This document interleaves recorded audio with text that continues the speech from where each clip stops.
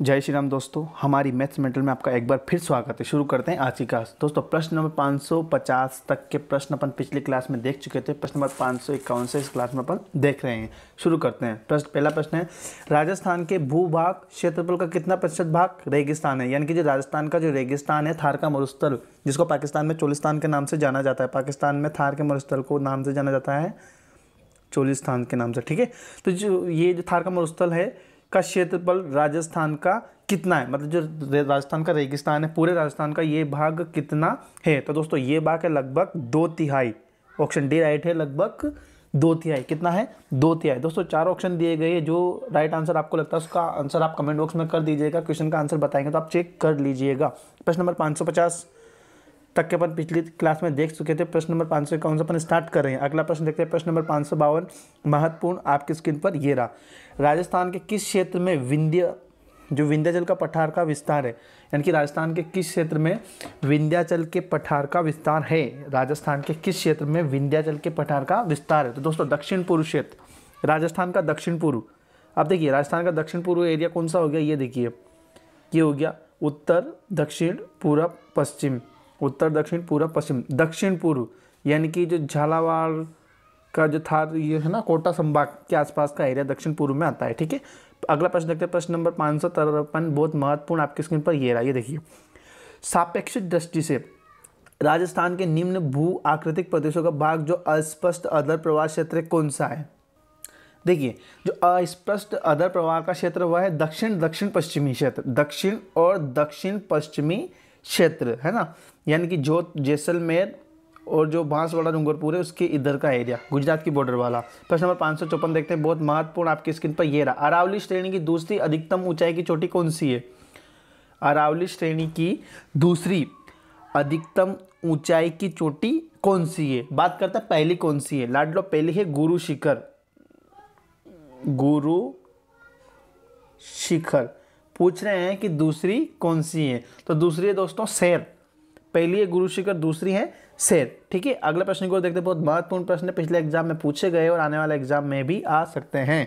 प्रश्न नंबर 555 अरावली पर्वतमाला दक्षिण पश्चिम में राजस्थान के किस जिले से प्रारंभ होकर उत्तर पूर्व तक जाती है? यानी कि जो अरावली पर्वतमाला है दक्षिण पश्चिम से शुरू होती है और राजस्थान के किस जिले से प्रारंभ होकर उत्तर पूर्व तक जाती है? तो दोस्तों जो अरावली पर्वतमाला है वह सिरोही जिले से निकलती है। गुरु शिखर माउंट आबू सिरोही जिले से राजस्थान से होती हुई उत्तर पूर्व तक जाती है। इसी के साथ अगला प्रश्न की ओर चलते हैं। प्रश्न नंबर 556 आपकी स्क्रीन पर यह रहा।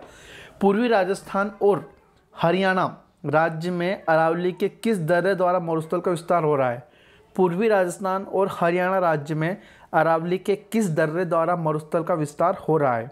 पूर्वी राजस्थान और हरियाणा राज्य में अरावली के किस दर्रे द्वारा मरुस्थल का विस्तार हो रहा है? तो दोस्तों दर्रे की वीडियो अपन ने पहले देखी थी, फिलहाल देखते हैं संबर दर्रा।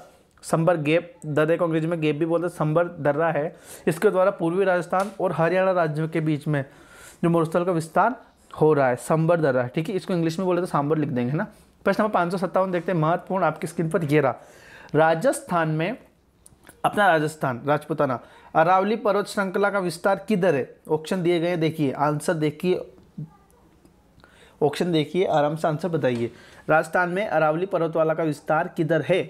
तो दोस्तों जो राजस्थान में अरावली पर्वतमाला का जो विस्तार है वह दक्षिण पश्चिम से उत्तर पूर्व तक, दक्षिण पश्चिम से उत्तर पूर्व तक, दक्षिण पश्चिम से उत्तर पूर्व तक, यानी कि ये ऐसे जा रहा है, ठीक है।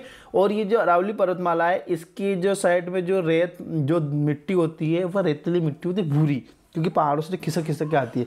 इधर ये पूरा रेगिस्तान आ गया, लगभग 2/3 आ गया। इधर ये कोटा संभाग आ गया, कोटा बूंदी बारा झालावाड़, ठीक है। इधर चित्तौड़गढ़ आ गया, इधर ये धौलपुर आ गया, ये पूरा एरिया आ गया, है ना। तो दक्षिण पश्चिम से उत्तर पूर्व तक का ये एरिया आता है। इनका ऑप्शन सी राइट जाएगा, ऑप्शन सी राइट जाएगा, ठीक है। अगला प्रश्न देखते हैं। प्रश्न नंबर 558 बहुत महत्वपूर्ण आपकी स्क्रीन पर ये रहा। अरे बाप रे, एक मिनट, क्या हुआ इसको, क्या हुआ?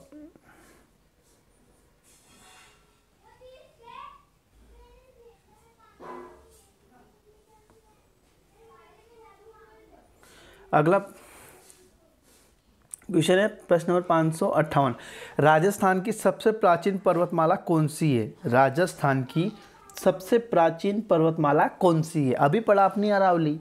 राजस्थान की सबसे प्राचीन पर्वतमाला कौन सी है? अपनी अरावली। ठीक है, अरावली दुनिया की, विश्व की भी सबसे प्राचीन है, हिमालय नहीं है। ठीक है, अगला प्रश्न देखते हैं दोस्तों। कल की वीडियो में अपन पहाड़ियों के बारे में चर्चा करेंगे। प्रश्न नंबर 559, आबू खंड के अतिरिक्त, आबू पर्वतमाला आबू खंड के अतिरिक्त अरावली श्रृंखला का उच्चतम भूभाग उदयपुर के उत्तर पश्चिम में कुंभलगढ़ का किला और गोगुंदा के बीच किस पठार के रूप में स्थित है? क्वेश्चन वापस से पढ़ लीजिए। आबू खंड के अतिरिक्त अरावली श्रृंखला का उच्चतम भूभाग उदयपुर के उत्तर पश्चिम में कुंभलगढ़ का किला तथा गोगुंदा के बीच किस पठार के रूप में स्थित है? पठार के रूप में बता रहा है, यहाँ पे ऑप्शन 4 दिए गए, देखिए। तो दोस्तों ये जो किस पठार के रूप में स्थित है? भोराट का पठार। कौन सा पठार? भोराट का पठार। इसी के साथ अगले प्रश्न की ओर चलते हैं। प्रश्न नंबर 560 आपकी स्क्रीन पर ये रहा, ये देखिए। बाड़मेर, जैसलमेर, बीकानेर चट्टानी प्रदेश के पूर्व में कच्छ की खाड़ी से प्रारंभ होकर, कच्छ का रन गुजरात में, कच्छ की खाड़ी से प्रारंभ होकर बीकानेर के उत्तर में महान मरुभूमि का विस्तृत क्षेत्र को क्या कहते हैं? बाड़मेर, जैसलमेर, बीकानेर चट्टानी प्रदेश, इसको क्या कहते हैं ना? पूरा क्वेश्चन पढ़िए, आराम से समझ में आ जाएगा। थार का मरुस्थल मत लगा देना। बाड़मेर, जैसलमेर, बीकानेर का नाम आते, थार का मरुस्थल मत लगा देना, गलत है। इसको बोलते हैं लघु मरुस्थल। क्या बोलते हैं? लघु मरुस्थल। क्वेश्चन पढ़िए, आपको समझ में आ जाएगा। स्किप करके क्वेश्चन पढ़ लो। तब तक अगले प्रश्न की ओर चलते हैं, जिसको समझ में ना, स्किप करके क्वेश्चन पढ़ लेना, आपको समझ में आ जाएगा। बहुत महत्वपूर्ण क्वेश्चन है। अगले प्रश्न की ओर चलते हैं। मध्य अरावली क्षेत्र के अंतर्गत कौन सी पहाड़ियां आती है? मतलब मध्य अरावली क्षेत्र के अंतर्गत कौन सी पहाड़ियां आती हैं? तो दोस्तों मध्य अरावली क्षेत्र के अंतर्गत पहाड़ियां आती हैं, कौन सी आती है? ऑप्शन डी देखिए। शेखावटी, निम्न व मारवाड़ की पहाड़ियां मध्य अरावली के क्षेत्र में आती है। शेखावटी, निम्न पहाड़ियां और मारवाड़ की पहाड़ियां मध्य अरावली के क्षेत्र में आती है। प्रश्न नंबर 562 देखते हैं, बहुत महत्वपूर्ण, आपकी स्क्रीन पर ये रहा। थार का मरुस्थल राजस्थान के कितने भाग पर विस्तृत है? जो थार का मरुस्थल है राजस्थान के कितने भाग पर स्थित है? दोस्तों 2/3 पर। ये क्वेश्चन अपन अभी भी देख चुके थे पिछले क्वेश्चन में। प्रश्न नंबर 563 देखते हैं, बहुत महत्वपूर्ण, आपकी स्क्रीन पर ये रहा। राजस्थान का मरुस्थलीय प्रदेश भूगर्भिक दृष्टि से किस प्राचीन भूखंड का भाग है? राजस्थान का मरुस्थलीय प्रदेश भूगर्भिक दृष्टि से किस प्राचीन भूखंड का भाग है? क्वेश्चन पढ़ लीजिए, आपको समझ में आ जाएगा। दोस्तों प्राचीन भूखंड में देखा जाए तो अपन देखते हैं जो अपना अभी जो राजस्थान का मरुस्थल है, थार का मरुस्थल, राजस्थान का जो मरुस्थल है थार का मरुस्थल, यह 33 सागर के अवशेष हैं। ध्यान रखिए, 33 सागर का अवशेष। किसका अवशेष? 33 सागर का अवशेष। प्रश्न नंबर 564 देखते हैं, बहुत महत्वपूर्ण, आपकी स्क्रीन पर ये रहा। भौगोलिक दशाओं के आधार पर राजस्थान को कितने भागों में बांटा है? बात करें भौगोलिक, तो दोस्तों भौगोलिक दशाओं के आधार पर राजस्थान को 4 भागों में बांटा है। 4 भागों में बांटा है भौगोलिक दशाओं के आधार पर। प्रश्न नंबर 565 देखते हैं, बहुत महत्वपूर्ण। राजस्थान की उत्तर से दक्षिण तक की लंबाई कितनी है? तो 826। उत्तर से दक्षिण तक की लंबाई है 826।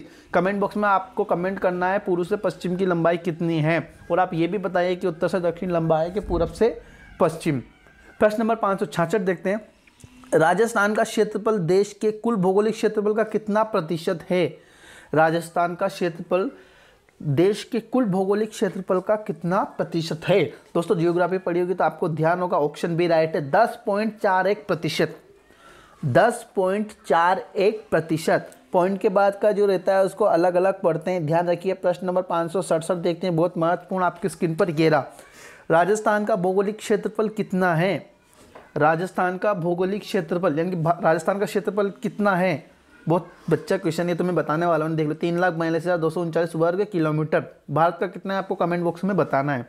3,42,239 वर्ग किलोमीटर राजस्थान का क्षेत्रफल है। प्रश्न नंबर 568 देखते हैं, महत्वपूर्ण। अत्यधिक दूर होने के कारण कौन सा राजपूत मराठा आतंक से बचे रहे? मतलब बहुत दूर रहे, इस कारण कौन से जो राजपूत मराठा थे वो कौन से जो राजपूत थे वो मराठा आतंक से बचे रहे? तो दोस्तों एक तो जैसलमेर और बीकानेर के जो राजपूत थे वह मराठा आतंक से बचे रहे। किस कारण से? क्योंकि वो दूर थे। ठीक है। प्रश्न नंबर 569 देखते हैं, हुरडा सम्मेलन का नेतृत्व किसने किया? हुरडा सम्मेलन हुआ था मराठाओं से बचने के लिए। तो हुरडा सम्मेलन का नेतृत्व किया था मेवाड़ नरेश जगत सिंह ने। किसने किया था? मेवाड़ नरेश जगत सिंह ने। इसी के साथ अगला प्रश्न देखते हैं, प्रश्न नंबर 570। बहुत ही महत्वपूर्ण क्वेश्चन है आपकी स्क्रीन पर ये रहा। 17 जुलाई 1734 ईस्वी को मेवाड़ के एक कस्बे हुरडा में एक सम्मेलन का आयोजन किया गया था, जिसके हुरडा सम्मेलन के नाम से जाना जाता है। अभी अपन ने पिछले क्वेश्चन में देखा था, उसका नेतृत्व मेवाड़ नरेश जगत सिंह ने किया था। यह किस उद्देश्य से किया गया था? दोस्तों इसका ऑप्शन है राइट है, राजस्थान की भूमि से मराठाओं की घुसपैठ और आतंक को समाप्त करने के लिए। राजस्थान की भूमि से मराठाओं की घुसपैठ और आतंक को समाप्त करने के उद्देश्य मेवाड़ के हुरडा कस्बे में एक सम्मेलन का आयोजन किया गया था। मैं आपसे एक ओपिनियन पूछता हूँ, क्या मराठा सही थे या गलत? आपको कमेंट बॉक्स में जरूर बताना है। प्रश्न नंबर 571 देखते हैं, सर्वप्रथम मराठाओं का प्रवेश राजपूताना के किस राज्य में हुआ? सर्वप्रथम मराठाओं का प्रवेश राजपूताना के किस राज्य में हुआ? तो दोस्तों सबसे प्रथम जो मराठा थे वह कोटा में घुसे थे। कोटा, कहाँ घुसे थे? कोटा। प्रश्न नंबर 572 देखते हैं, बहुत महत्वपूर्ण, राजपूतों के नगरों और प्रासादों का निर्माण पहाड़ियों में हुआ, क्यों? राजपूतों के नगरों और प्रासादों से मतलब भवन है ना, उनका निर्माण पहाड़ियों में ही हुआ, क्यों? तो दोस्तों राजपूतों और प्रासादों का जो निर्माण है मतलब उनके नगरों प्रासादों पहाड़ियों में हुआ, इसका क्या कारण है? 4 ऑप्शन आपने देख लिए होंगे। पहला ऑप्शन सही है, वहाँ शत्रुओं के विरुद्ध प्राकृतिक सुरक्षा के साधन थे। मान लो अपन को सुरक्षा की जरूरत है, अपन खुद की सुरक्षा करते हैं, लेकिन अगर अपन को जेन्युइन सुरक्षा मिल जाए बिना खर्चे में तो कितनी आसान रहे। प्राकृतिक सुरक्षा वहाँ से आपको मिल जाती थी। प्रकृति प्रेमी थे, नगर जीवन से घृणा करते थे, ये इसके उचित आंसर नहीं हो सकते हैं। इसी के साथ प्रश्न नंबर 573 देखते हैं, बहुत महत्वपूर्ण आपकी स्क्रीन पर ये रहा। भयंकर अकाल जो राजस्थानी लोगों में छप्पनिया अकाल के नाम से जाना जाता है, वह कब घटित हुआ? भयंकर अकाल जो राजस्थानियों में छप्पनिया अकाल के नाम से जाना जाता है, वह कब घटित हुआ? तो दोस्तों 1899 से 1900 ईस्वी में। ऑप्शन ए राइट है, 1899 से 1900 ईस्वी में छप्पनिया अकाल के नाम से जाना गया। नाम सुन के बहुत से इसको 1956 लगा देते दादा भाइयों, वो गलत है। प्रश्न नंबर 574 बहुत महत्वपूर्ण प्रश्न देता है, दिल्ली का यानी कि दिल्ली, बाद में इसको दिल्ली बोलता है, दिल्ली का की स्थापना किसने की? यानी कि दिल्ली की स्थापना किसने की? तो दोस्तों दिल्ली की थी अनंगपाल यानी कि तोमर वंशों ने। किसने की थी दोस्तों? तोमरों ने। प्रश्न नंबर 575 देखते हैं, महत्वपूर्ण, वह कौन मेवाड़ का मशहूर शासक था जिसने अचलगढ़ के किले की मरम्मत करवाई थी?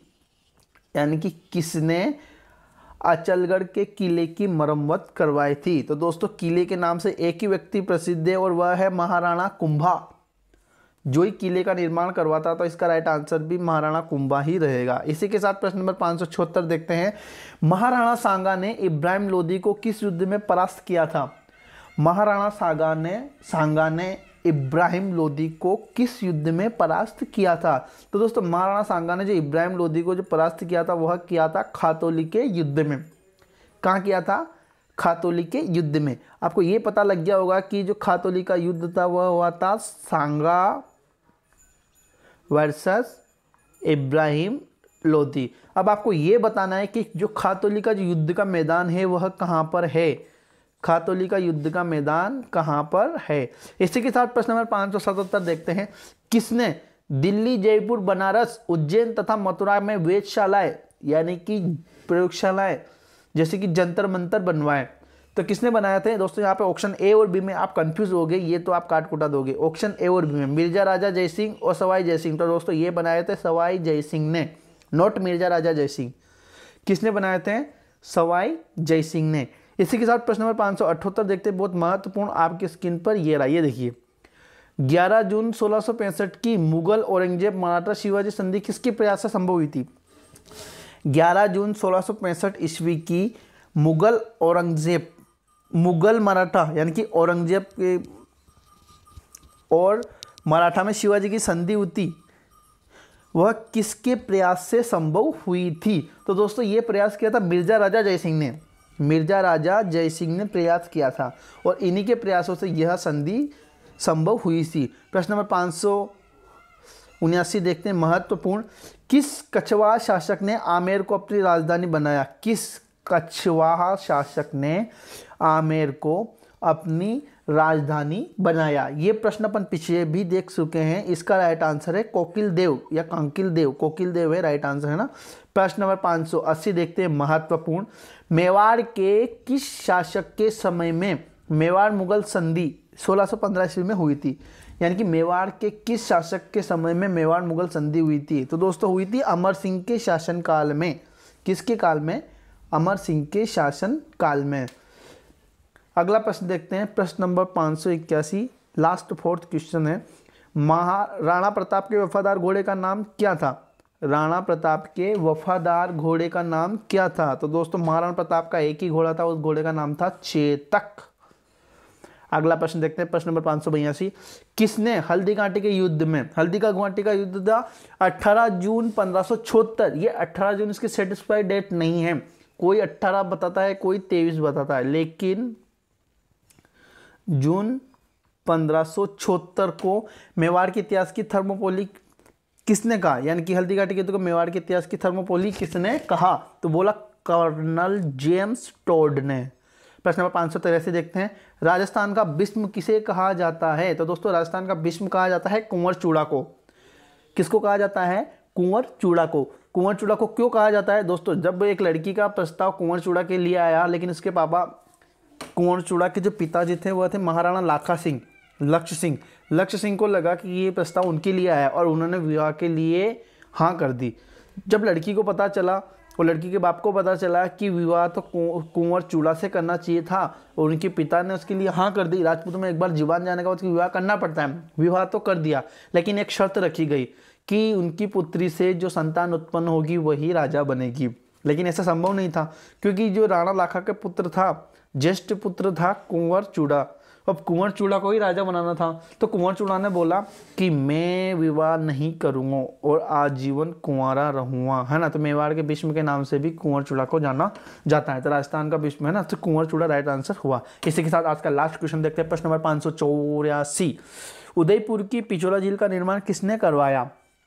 उदयपुर की जो पिछोला झील है उसका निर्माण किसने करवाया? लीगली पिछोला झील का निर्माण पिच्छू बंजारे ने करवाया था, पिच्छू बंजारे ने, लेकिन वह लक्ष्य सिंह या लाखा के शासनकाल में हुआ था, इसलिए पिच्छू बंजारे का नाम यहाँ पर ऑप्शन में नहीं होने के कारण लक्ष्य सिंह या लाखा को सही माना जाता है। दोस्तों इसी के साथ आज के क्वेश्चन समाप्त होते हैं और दोस्तों अगली क्लास में अपन राजस्थान का पूरा क्षेत्रफल देखेंगे और एक नज़र में पूरा राजस्थान देखेंगे।